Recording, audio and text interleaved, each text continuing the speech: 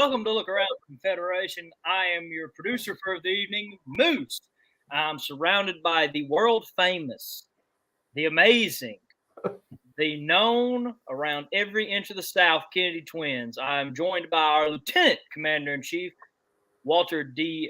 Kennedy, and also here with our Chief of Heritage Operations, Mr. Ron Kennedy. So let's give these guys a big welcome. They're on the show tonight to give a Confederate Legion update, which means I get to do the original job I agreed to and just be behind the scene. So without further ado, I'm going to give the ball over to these great gentlemen, and they're going to take it and run. Thank you, Moose. We appreciate it very much. It's a shame the young guy has to go in the background. The old guys have to sit up front. I'm sure it'd be a lot more fun for the young guy to be up front, but we'll try to do the best we can. I think Donald took his Geritol this morning, so hopefully he'll be awake during the whole thing. Most of it. I'm younger than he is, but really I'm not. But that's another story. This is a great time to bring us up to date on what's going on with the Confederate Legion. That's what we're here to do tonight. We're going to let you know some of the things that's going on across the Confederation, what different camps have done, different divisions have done. If you have any questions, be sure you can, and Moose, get the email address for the Confederate Legion. So if anybody has any specific questions, they can send it. There it is, Confederate Legion at Reagan.com. And our deputy of a heritage operation, Bobby Herring, has been answering those or checking those. And if there are questions that I need to answer or Donald needs to answer, he forwards them. And if it's just a request for how do I purchase, Southern Defenders or Dixie Defenders, he can take care of that. But we appreciate Bobby. He's doing a yeoman's work there as the deputy chief of heritage operations. Donald, before we even get started, I think it's important to remind the folks, some of them have heard this, some of them haven't, but tell them what the leftist radicals told you during a commercial break while you were debating them in New Orleans when they were, before they took the Lee Monument down. It makes it very clear that we are at war, and the Confederate Legion is the army of the SCV that's got to fight that war. Good, Ron. And actually, if I remember correctly, and this happened before the monument was taken down. Now that's 3 or 4 years ago. But not only during the commercial break, they really emphasized, but during the program itself, they also made reference to this. And the point was, now listen, I was in a so-called debate. Most people say I was set up. No, I knew what was coming. We had 4 participants on there. One of them was a radical BLM type, just as radical as you can get. And I was supposed to be the balance to him. And then there were going to be 2 so-called neutral panelists on there for the discussion. But of course, you know how that goes. It was me against 4, and sometimes 3, and sometimes 4, the moderator too. But the reason I go on these programs and do things like this is it's an intelligence gathering situation. During this debate and everything, this was just as the Mississippi flag was changed, was forcibly changed thanks to a bunch of rhino Republicans in Mississippi. And of course, they were celebrating that change, and they informed me at that point in time during the program, and even more so during the commercial break, that Mississippi and the South had not begun to atone for its sins, and that removing the flag was just the beginning. Because here's what they said they was going to do. They're going to remove all the monuments, get all the major monuments out of the major cities, including New Orleans. They were going to change all the names on military bases that had Confederate, anything doing with Confederate. They were going to either remove, or if they can't remove right now, they were going to conceptualize the monuments at the national parks, military parks that were Confederate, so everybody understand how these Confederates were hate-filled, racist, white supremacists, fighting to promote slavery and keep the black man oppressed. So that was going to be done. And then and this was not said during this program, but in the off time during commercial break, they informed me that we will not be happy until we remove the very bones of the racist traitors to America and, quote, dispose of them, end quote. So, folks, I know we've lost a lot. So a lot of people want to throw up their hands and say, oh my gosh, Monument Avenue in Richmond is gone. Oh, they're going to take the monument out of Arlington. It's all over. You know, we've lost. No, we haven't begun to lose what those radicals have in mind for removing and getting rid of. They will not be satisfied until we have totally been expunged from history and from relevance in America today.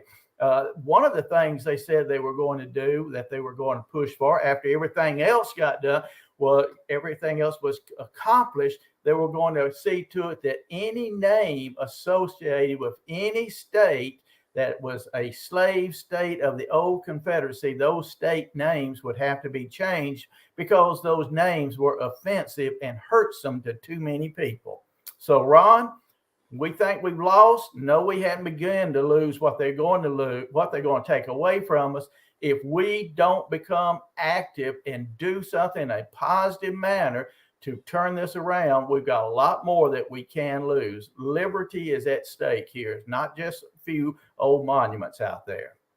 Yeah, that's right, Donald. And you know, you and I just got finished doing the timeline on Reconstruction, and we really emphasized the fact that divide and rule, racial hatred via divide and rule, was a key part of the Republican effort to control the South during Reconstruction.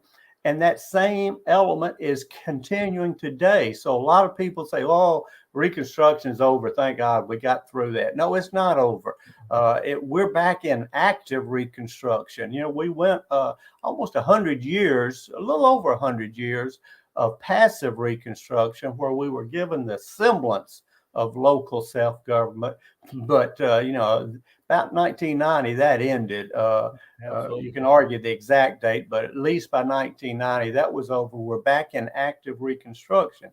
And I want to show you how relevant that divide and rule, that racial hatred is, because that's what they're trying to do. That they really want to make the white and black South hate each other. And that's, you know, they did it during Reconstruction, and don't think they're not trying to do it now. If any of you get a chance, go on Google Tucker Carlson. He did a program. He says, this is the title of it: "The Open Race Hate Should Worry You Deeply." That's the program he did. So Google that. I think he did it this past week, during this week. It is appalling the degree of absolute hatred that's being directed not towards the minority, but towards the majority.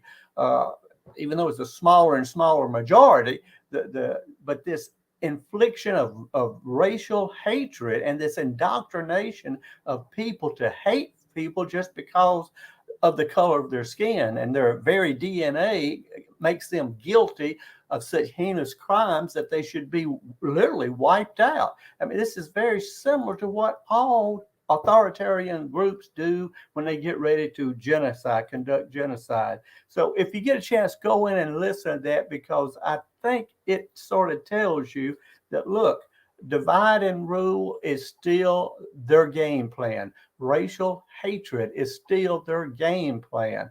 And one of the things that I'm afraid they're going to do, what they're hoping is that they push, and finally somebody will snap.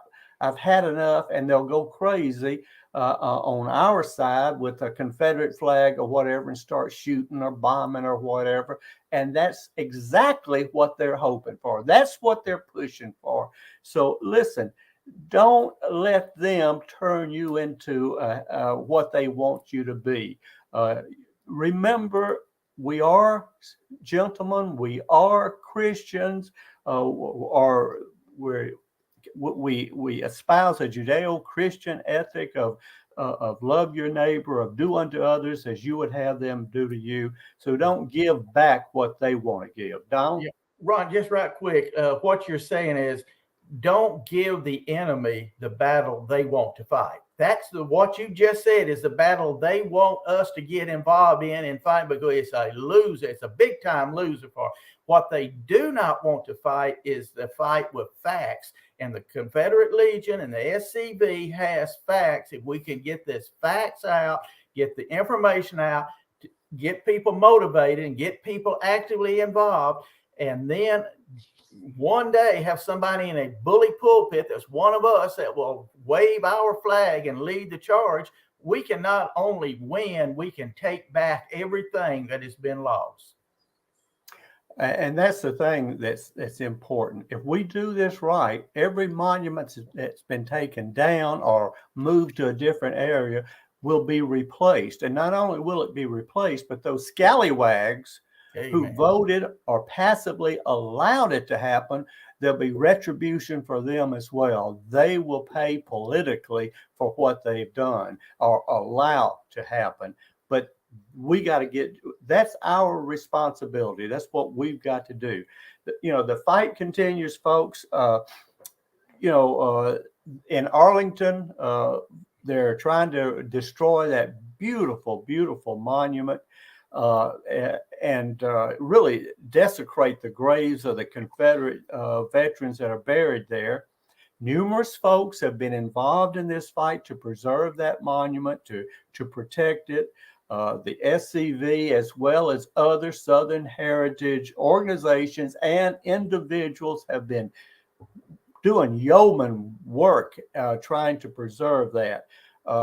A Southern Heritage group sent out an email where you could click on it, and we talked about this the last time, where you click on it and it goes directly. You don't have to work real hard. We took that as they sent it out. I got a copy of it and I sent it out to my list. I just forwarded it on, and the SCV did the same thing. And in the process, last time I saw a count, there was almost 4,000 emails that went out. Now, that in and of itself says that's good. That's 4,000 emails that these people in Washington, D.C. got. But Donald, is that enough emails? Well, considering now, you would have to consider it was a small organization that got this started, that we just dovetail onto them, helping them out more or less. But if the SCV, if we have this type of system, there's no reason we should not be able to put into people's politicians' email boxes at least 15 to 20,000 emails, easy. Now, our organization has round figures. I'm just rounding it up. It's about 30,000 members. About 2/3 of those have emails, and they have family members. There's no reason why we could not just flood politicians. And I think, Ron, later on the program, we're going to talk a little bit about the possibility, but we can do that, folks. Right. And Donald, I think you recently sent a letter to somebody up in Washington, didn't you? Can you tell us about that? Yes, I just want people to know that we are working on this project as the SCV. Yeah, I sent a letter as the Lieutenant Commander in Chief of the Sons of Confederate Veterans to the Joint Chief of Staff of the Army. The Department of Defense. He's Chairman, Joint Chief of Staff. General Milley or Miley, I forget how he pronounces his name, but anyway, he is a woke general. Now, I sent him a letter. The letter is and this is the important thing. You don't want to send an epistle. I sent a letter about 270, the body of the letter about 270 words, 2 paragraphs, very small on our stationery. I was very cordial, and reminded him that that the monument was a monument that was erected by Moses Ezekiel. He was a world-renowned Jewish sculptor and the monument is in honor of all Southern soldiers and men and women, black and white, and that to destroy this monument would be akin to anti-Semitism, really, and Southern cultural genocide. And I question why the United States would want to be involved in that, and said the SCV is opposed to that. And then on a personal note, I reminded him that Southerners have overwhelmingly supported the military. We're very patriotic. And in closing the letter, I reminded him that this patriotism was proven in World War II when the highest ranking United States general officer killed in the Pacific Theater was the son of a Confederate general, Simon Bolivar Buckner Sr. So also I reminded him that the highest ranking naval officer in the Pacific, Chester Nimitz, Admiral Chester Nimitz, was the grandson of a captain of the Confederate military from Texas. So I wanted him to understand the South is patriotic, and we have a long history of that, and then let him know the good points. Now, will that convince him? Oh, heck no. He'll probably never see it. His staff people will look at it, laugh at it, and throw it away. The important thing is I CC'd 4 people.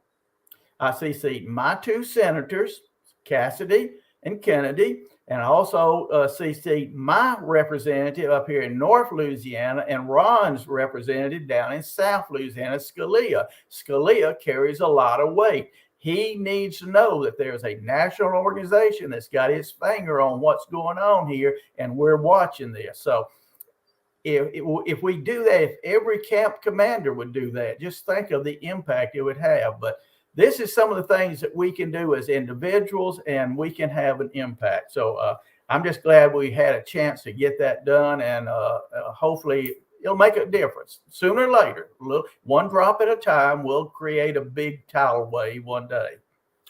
Okay. Well, I wanted everybody to know what we were doing.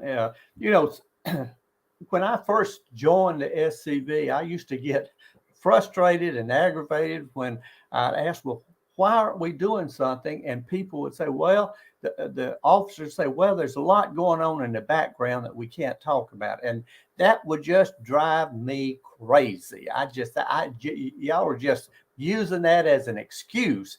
Well, I'm sure there's people out there right now that think the same thing, that, y'all are just using that as an excuse. Nope, there is a lot going on. We're going to talk about some of it. There's a lot going on in the background, getting things ready for really starting in January, some major push, December, January.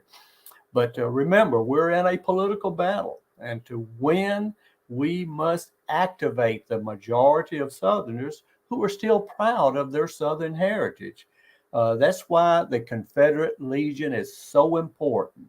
We act locally where we are the strongest and where the enemy is potentially the weakest. And that's what General Forrest never took his troops and looked for the biggest, meanest, largest Yankee army he could find to attack. He looked for their weak point, and he hit them where they weren't expecting it. What do you say? Hit them where they ain't. Hit them where they ain't. Well, that's what we can do at every camp level, and I cannot emphasize too much the fact that if the SCV wins, and we shall win, but we'll win not because of some great leadership from the national, and we've had great leaders, good leaders, dedicated leaders, but that's not going to win the fight. The fight's going to be won by the local camp commanders, and the local camp members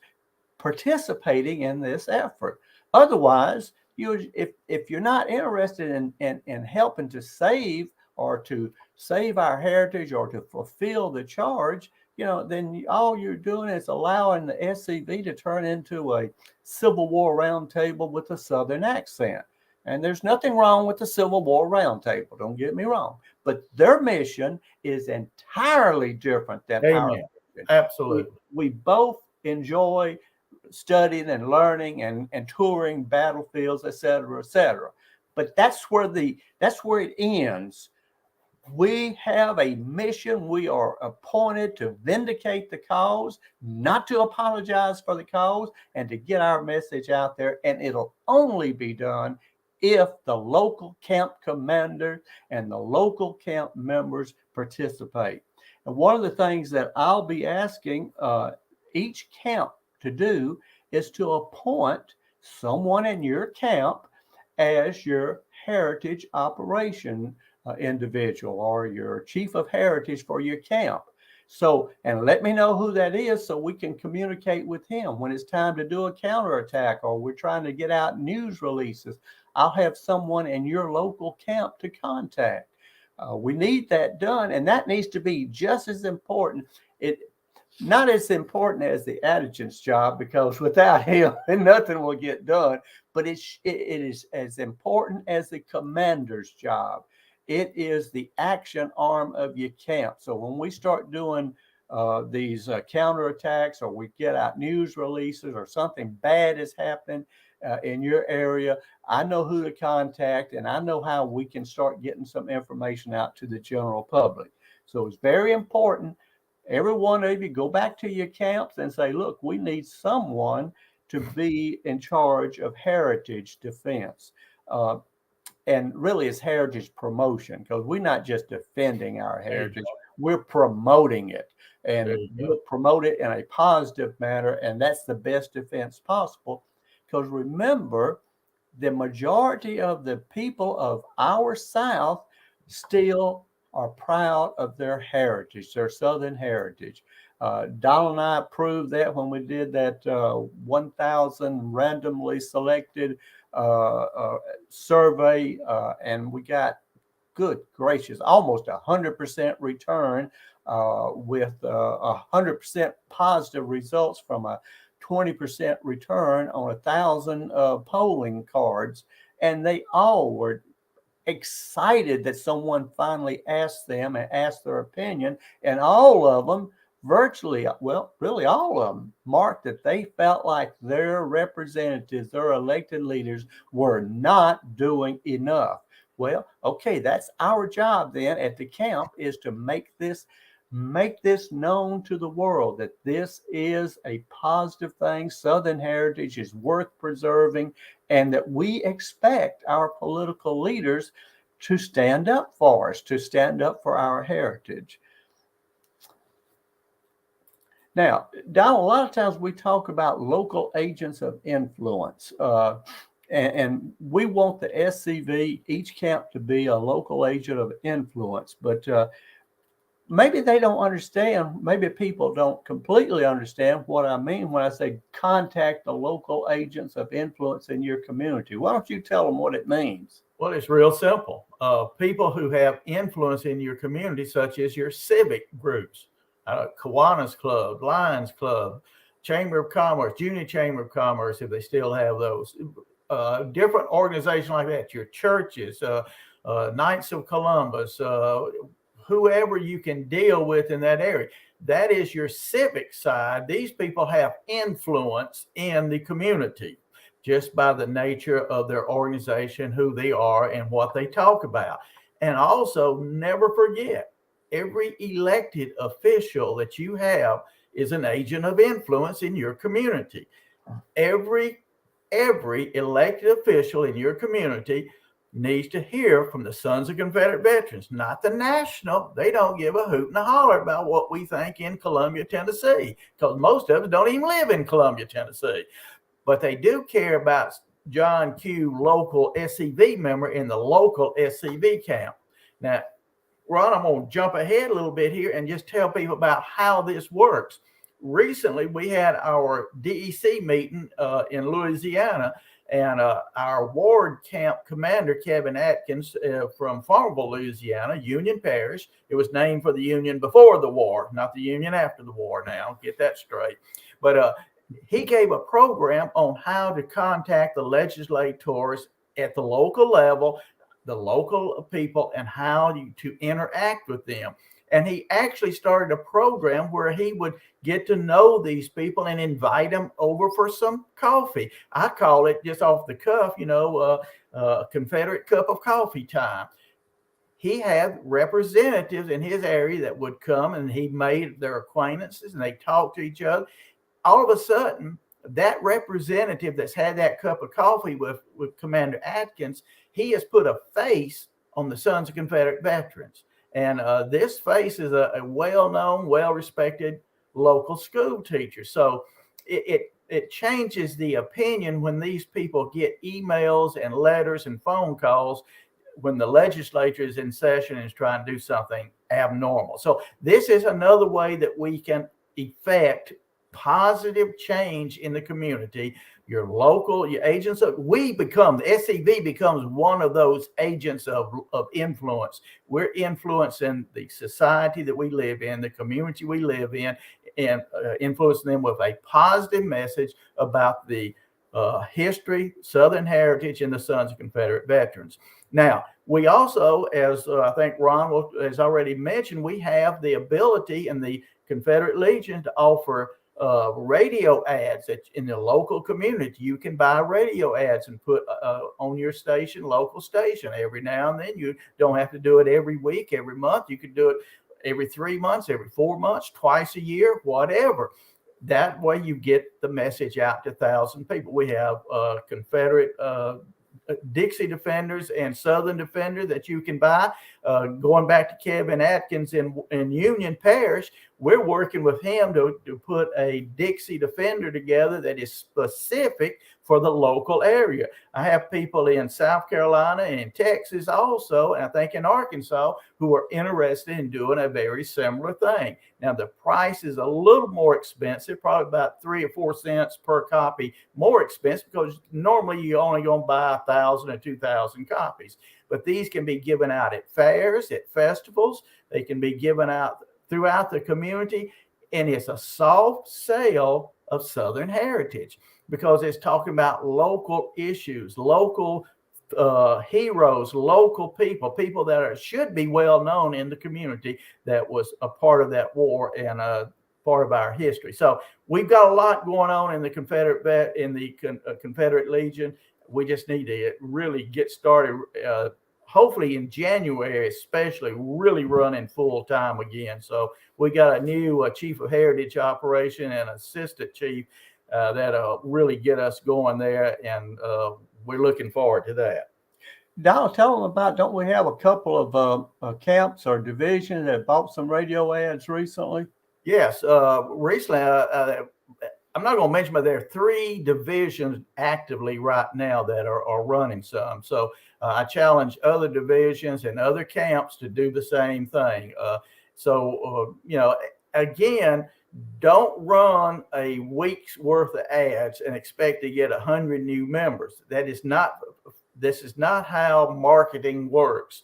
You marketed, whether it's Coca-Cola or Winston and sell them cigarettes, you have to put the product in front of the people over and over and over, and in different ways. And you soft sell, you hard sell, you do both. And it has to be done over a long period of time. It has to be continuous. I think any propagandist would tell you that propaganda that's recognized as propaganda isn't propaganda, and propaganda that's not perpetuated time and time and time over a long period of time is useless. So we've got to get that in our mind, so we don't think, well, I'm going to go to a gun show and get 100 new members because I had some radio ads on last month or month before last. That's not how it works. We do change people's opinion, and most importantly of all, folks, we let the political establishment know that we're out there and we are active. And that is so very important. All right. That's great. We're coming up on 7:30. I don't know if it's time to do a commercial, Moose. I know you've got some sponsors for a look around the Confederation. So you just pop on whenever you're ready to run the first. I think we got 2 different ones. So pop on. You ready to do it, Moose? Yes, sir. Let me get the links ready. All right. So tonight's look around the Confederation, Confederate Legion update is brought to us by Southern Flags and Quilts. Southern Flags and Quilts not only makes historically accurate, very well done battle flags, but they're Southern-based companies, so you're not going up to the Yankee North to get a flag. You're not going overseas to get a flag. You are supporting a person that is located in what they themselves call the heart of Dixie, Alabama. I'm going to put Mississippi in there, just like I'm pretty sure the Kitty Twins would throw Louisiana in there. But it's a Southern-based company, people. And look at some of their flag, some of their hard work they've done. here's a couple of them. Although Louisiana one in there for the Kennedy twins. A forest flag, Tennessee. They made some for the mechanized cavalry. Here's one based off the 47th Virginia, if I'm not mistaken. Yes. Here's one, and I like this one. That flag right there will always be close to my heart, but you could see the quality of flag she makes, people. So make sure you give her a call. She's a great supporter of the show. This Monday, we will show off the flag that she made for SCV Chat. We were supposed to do that yesterday.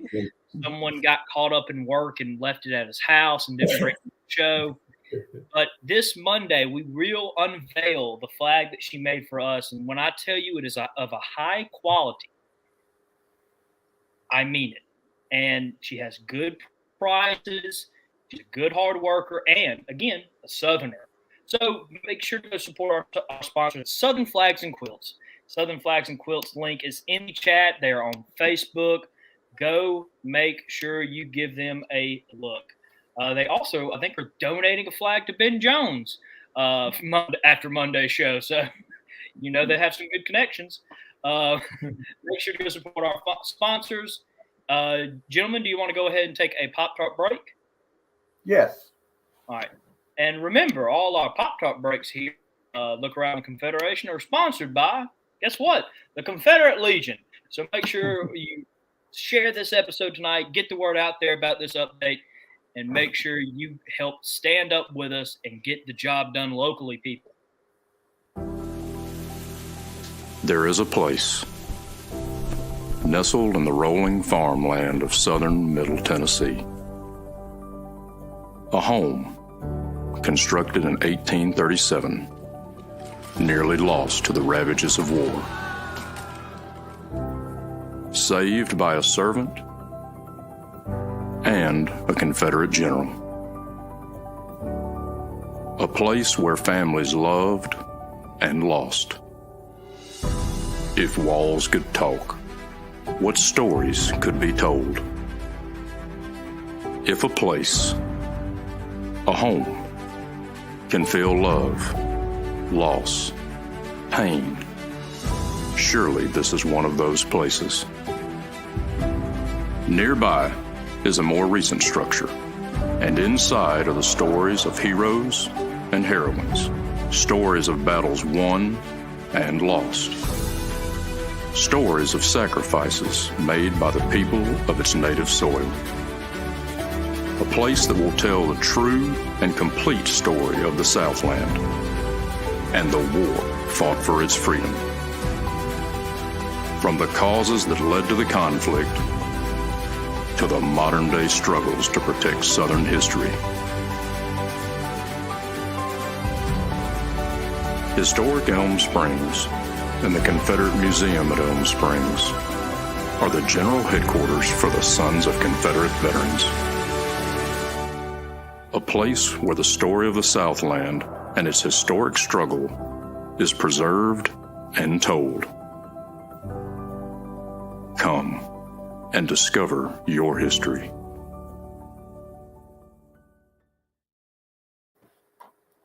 All right. I tell you, I love that. And we're going to talk a little bit about national advertisement. I want to tell you some of the new things we got going on. First of all, the possibility of us, and this is some of the things that we're looking at in the background. And by the way, Donald, I got a copy of the proposed contract and agreement today. I printed it off. I hadn't had a chance to read it yet, but there's an organization, and I had to Google them and search and find out who they were. They're called One Click Politics, a real good organization, and we can send out.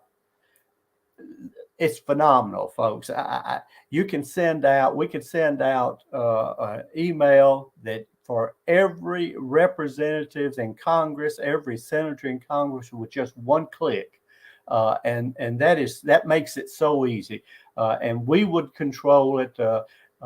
We will prepare the verbiage, and then we can set it out and send out the notice to our people. Now, you got to open up the email when we send it to you on Constant Contact. You know, I send out about 4,000 on Constant Contact of Confederate Legion folks that I've gathered here, there, and there, and we get about 30% click rate on it, opening rate. Well, you know, I know you get a lot. Yeah, if your email is like mine and Donald's, you've got all kind of stuff. You don't have time. But when you see it comes from the Confederate Legion, at least look at it, because if we go with this and we're in the negotiating stage and we got to get the agreement because it deals with intellectual property rights. So it's well beyond anything that I know anything about. So our lawyers have got to look at it. But it looks really positive that we're going to have this set up and running.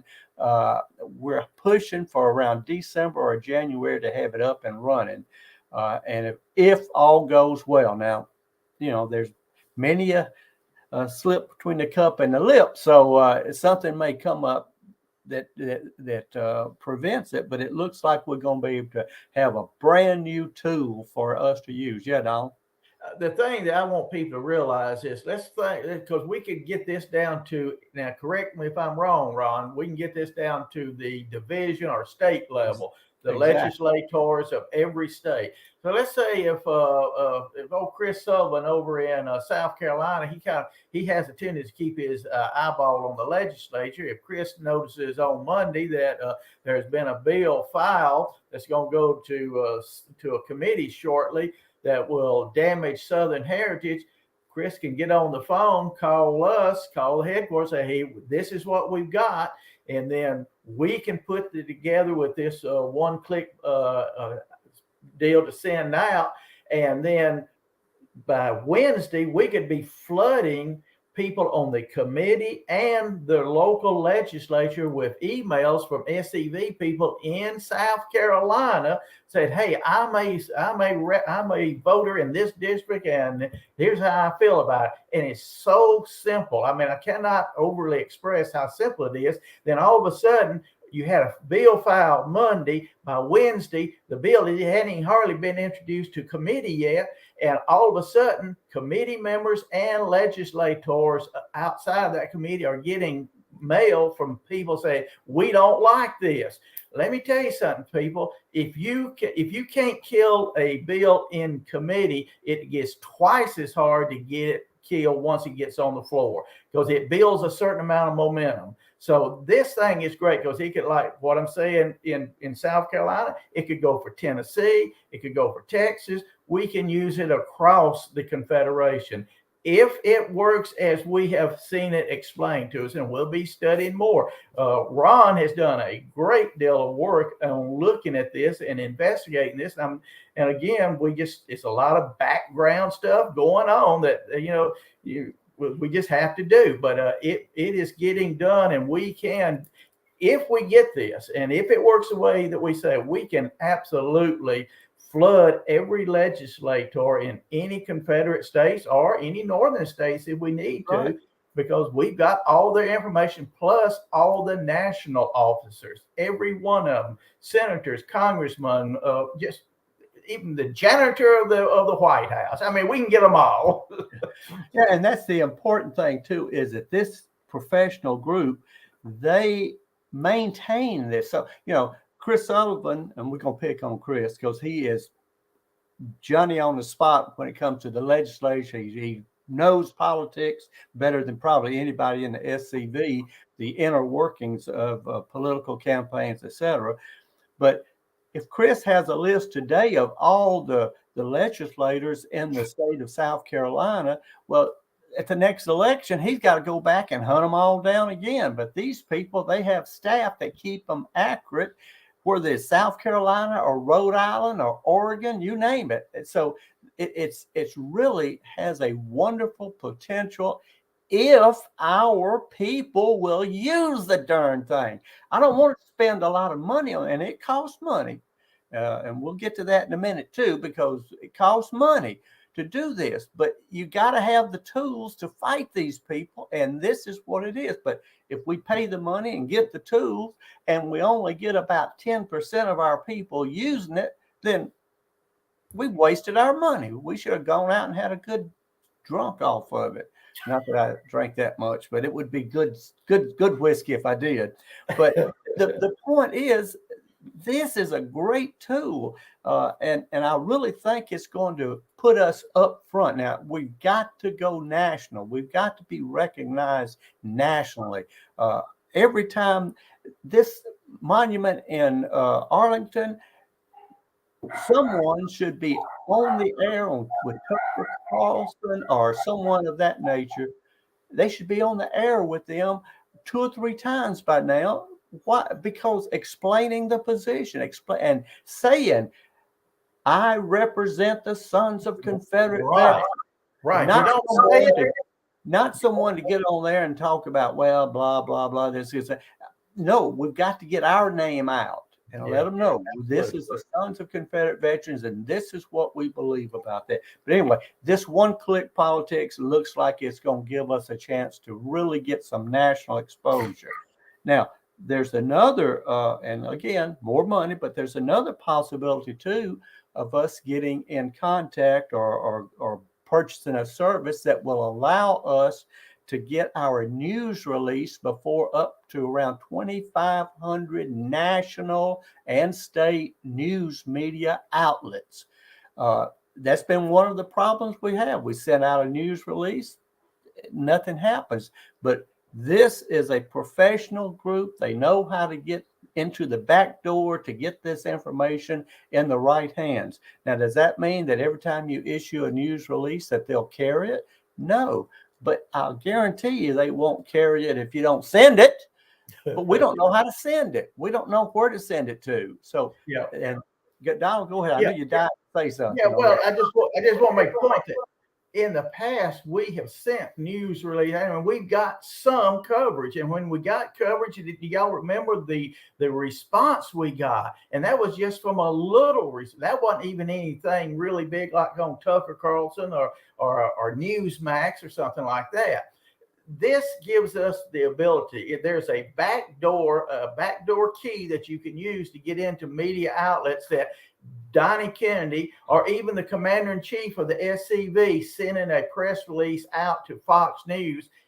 More than likely, it won't get read. The probability of it getting read and put into the queue to be on one of their programs is dismally small. With this process that Ron's talking about, if it works like we think it will, we can get into that situation. All it takes is being on there once or twice, and all of a sudden our organization grows like fire. And we've got to be able to get there and do that. In the past, we've done some good work. Yes, sir. We managed to get some news coverage, but we need a heck of a lot more, and it's got to go national. We've got to be recognized as a national organization that's fighting the fight for traditional American values and Southern history.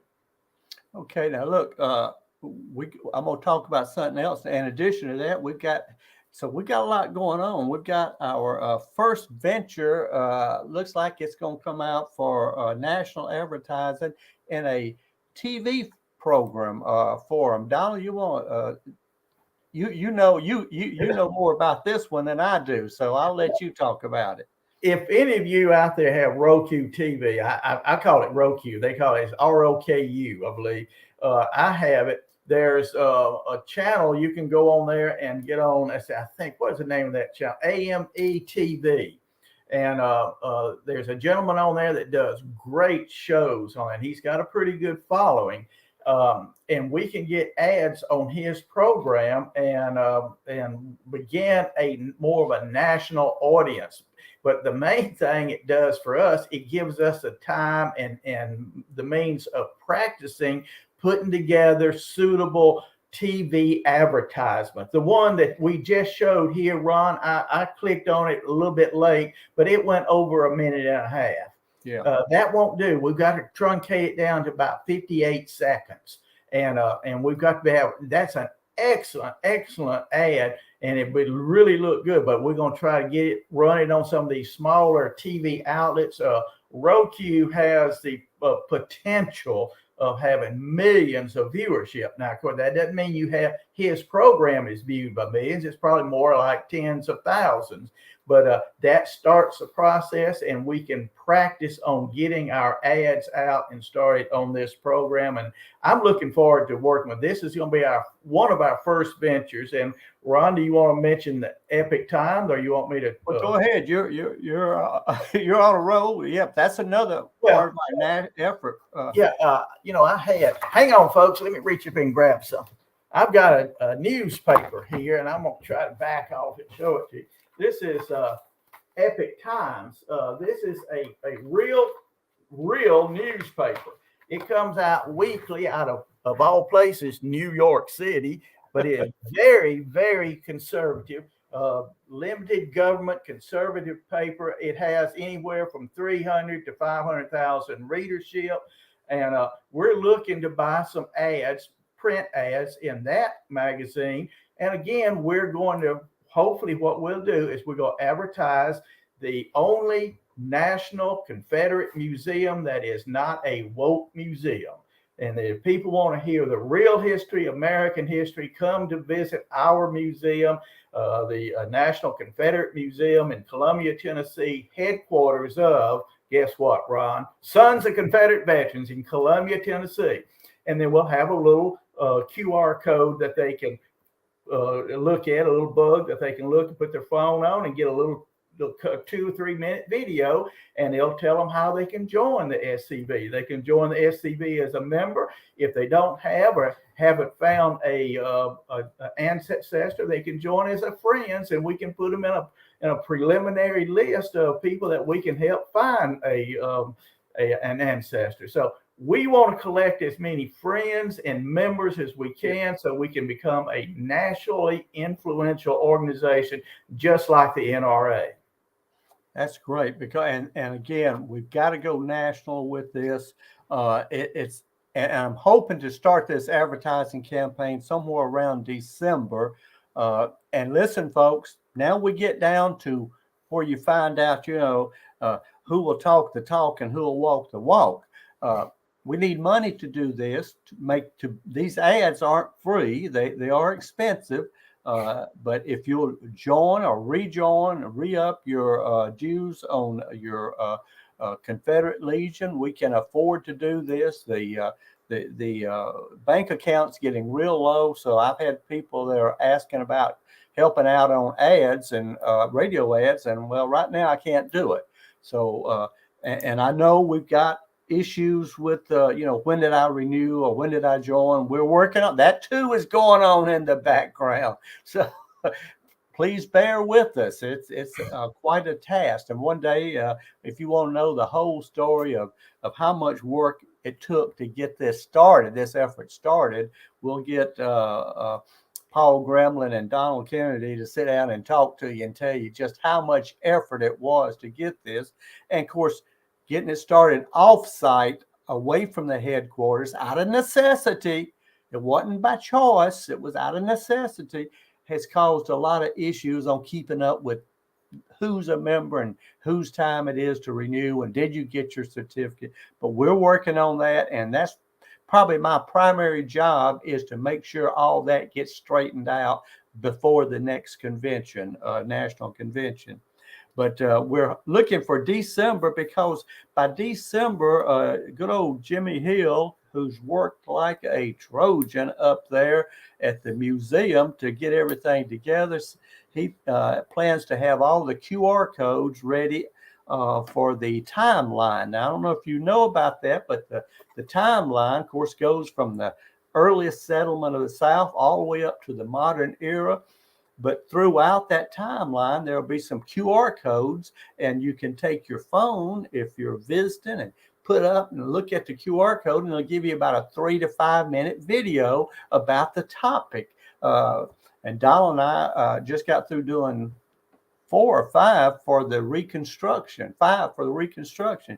So if you want to find out about KKK and Union League violence, put your up to that QR code, and you'll be able to hear my wonderful twin brother talking about it.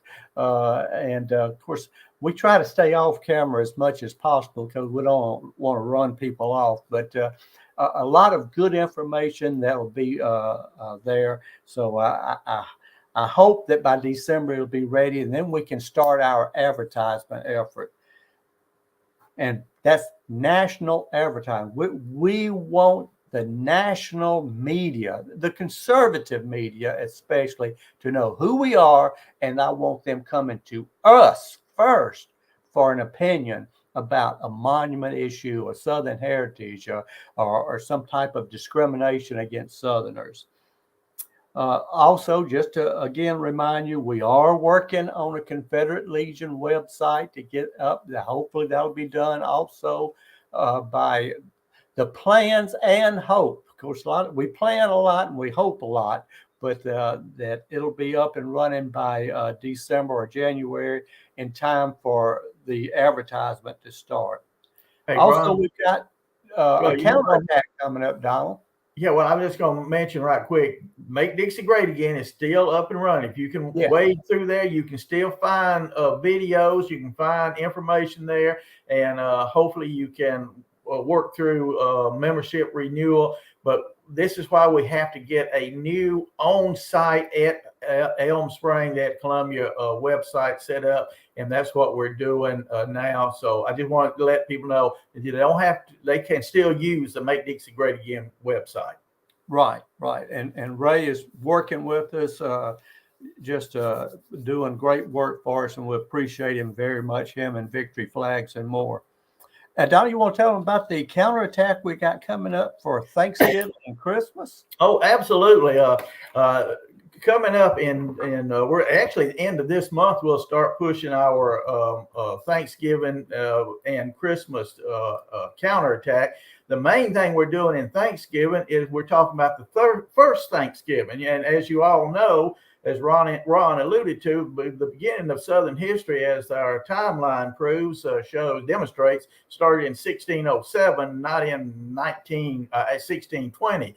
So many people think that Thanksgiving was a Pilgrim New England Yankee holiday, and it's disgusting to see little Southern school children dressed as a bunch of blue-nosed cold Yankees celebrating Thanksgiving. It got started in the South.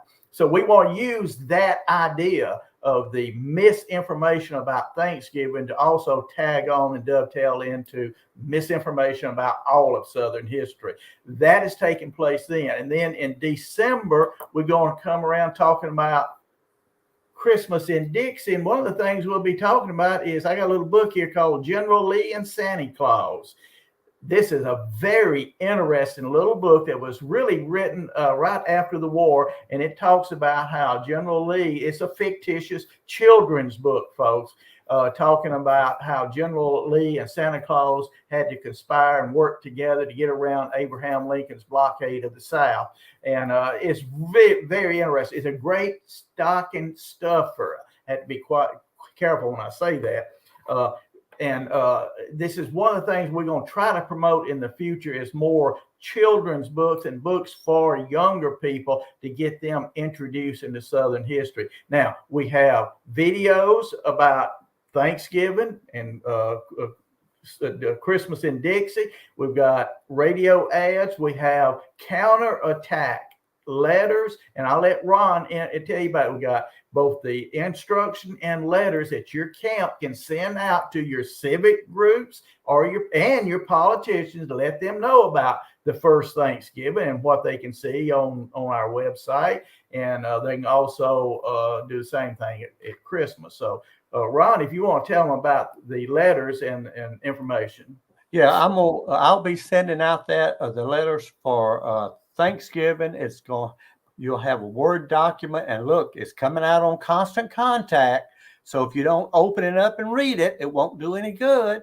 And if you don't read it and use it, it certainly won't do any good.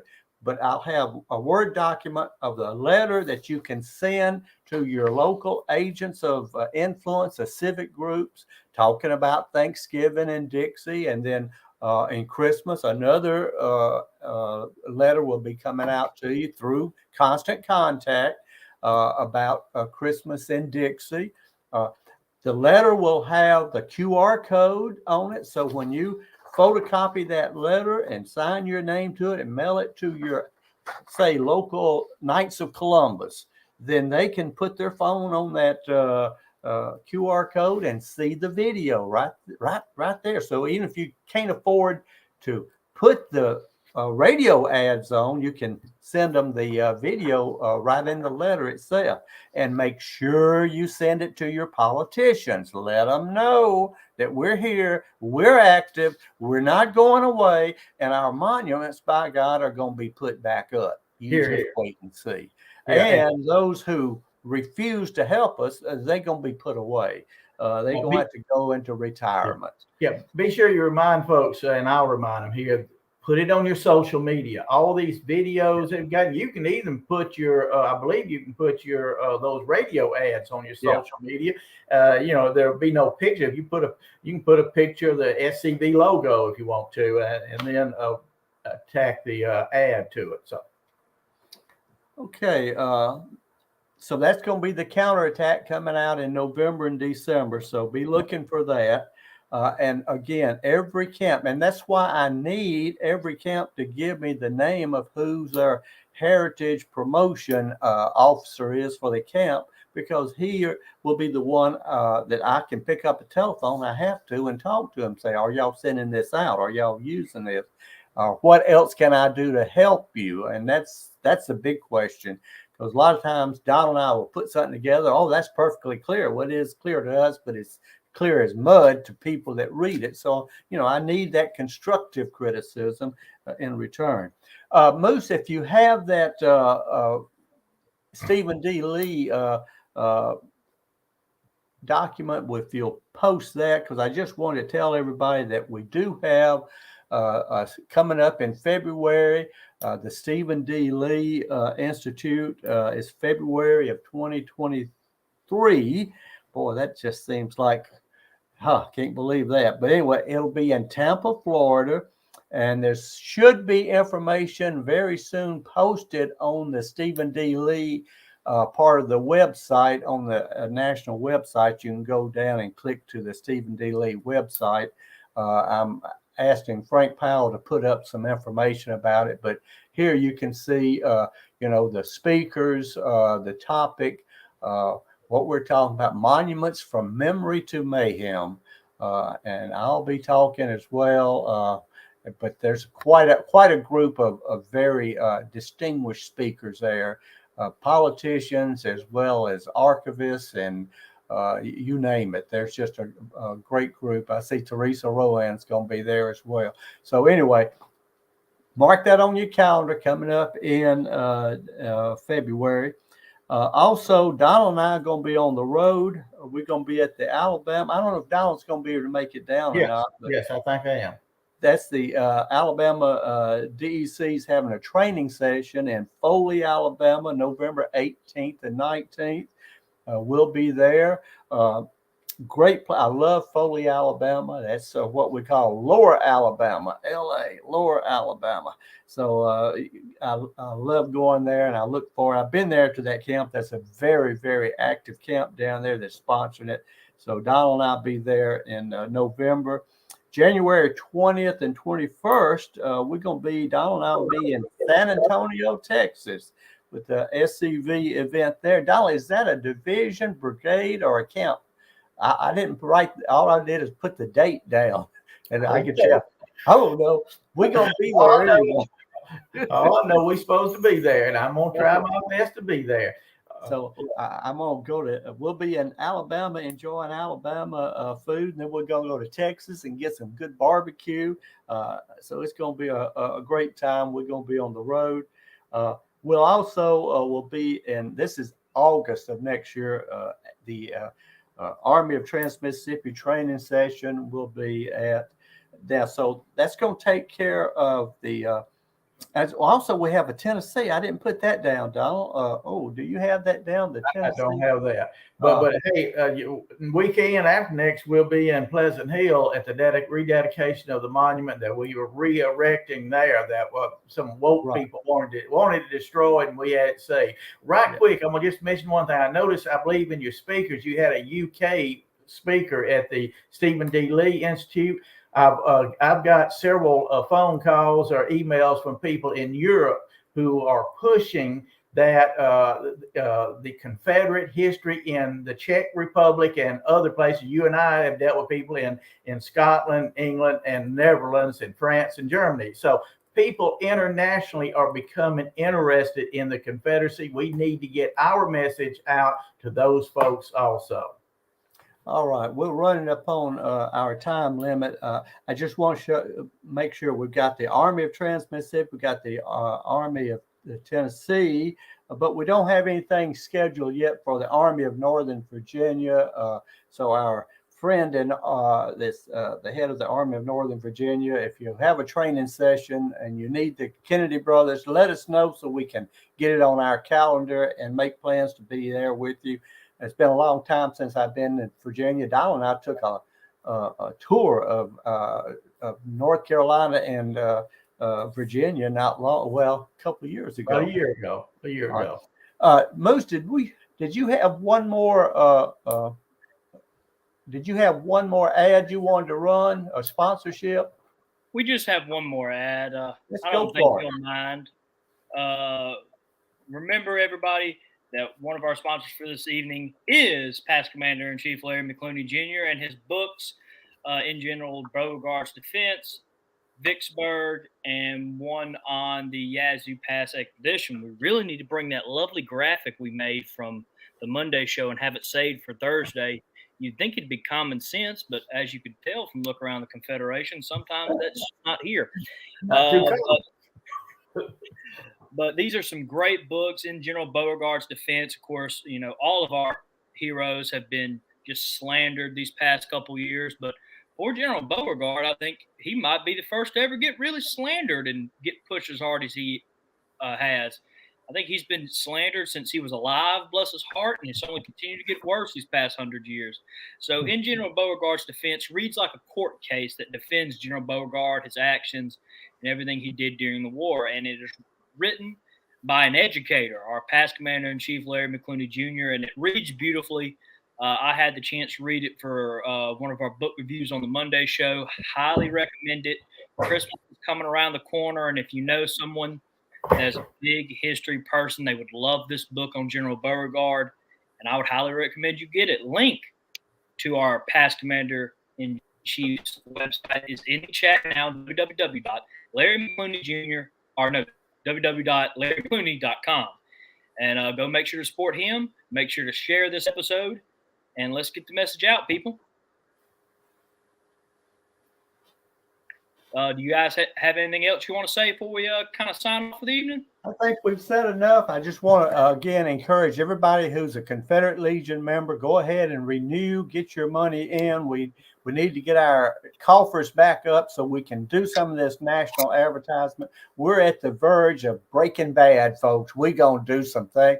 There's a thing in Shakespeare that says, we shall do great things. We know not yet what they shall be, but they shall be the terrors of the earth.